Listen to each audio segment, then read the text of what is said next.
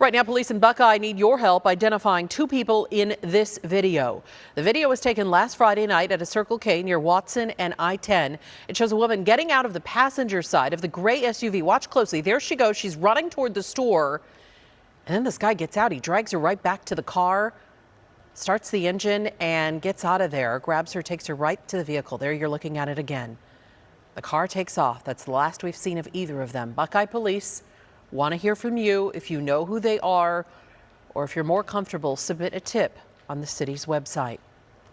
Our Operation Safe Roads team is taking a closer look at the Tempe Police Department's new plan to make your streets safer. ABC 15's Patrick Hayes shows us how the department's cracking down on people speeding and what types of violations the officers are seeing the most.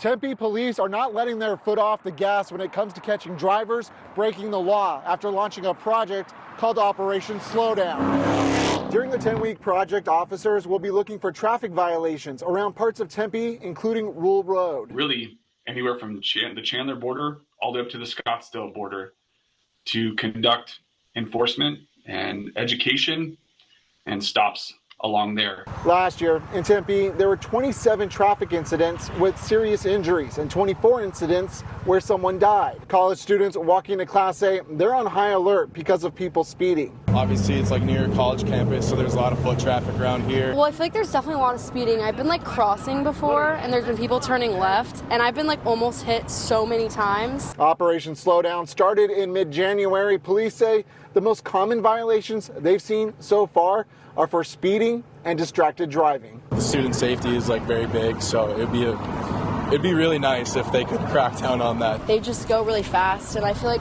there's been like a lot of instances where people have gone hit, like especially recently. So I'm glad that they're like cracking down on that. With 1 month to go, police say they've already stopped more than 1,300 people through this operation. Some getting tickets, others just a warning. And that shows you that they're stopping vehicles, they're stopping individuals. Some of them may be educated and released and let go.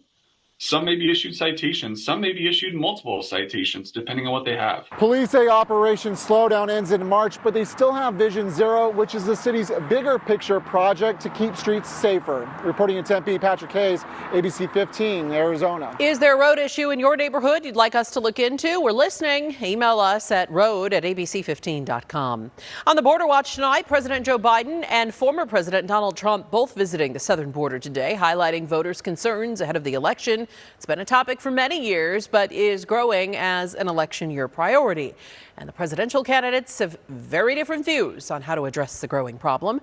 Our Faye Fredericks breaking down the two very different visits and visions for the future of the southern border, as voters will be asked to choose, Faye, this November. Katie, the migrant crisis is a top voter concern this year, right up there with the economy. The dueling visits to two Texas cities just about 300 miles from each other. President Biden going to Brownsville, one of the quietest stretches of border for illegal crossings, while former President Trump is in Eagle Pass, until recently one of the busiest border areas. The two men with drastically different messaging as well. Trump putting blame squarely on Biden, saying he encouraged migrants to surge to the border and then reversed Trump-era policies that limited illegal crossings.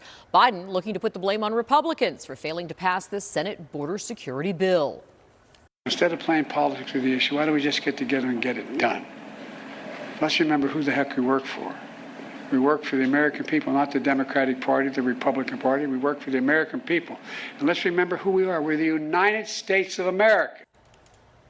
Biden's Brownsville visit comes as he considers executive action to restrict asylum applications at the southern border if someone crosses illegally. A nearly identical ban, though, was blocked by a federal court back in 2018. The action under consideration an extension of some of the tougher measures of the failed border bill. Trump, meanwhile, is vowing to put the Remain in Mexico policy back in place, advocating for mass deportations of migrants if he becomes president again. Now you take a look at the jails throughout the region, but more importantly throughout the world. They're emptying out because they're dumping them into the United States. Trump has also made Biden's handling of illegal immigration a centerpiece of his re-election campaign. More than 6 million migrants have crossed the border illegally since President Biden took office, according to Homeland Security statistics.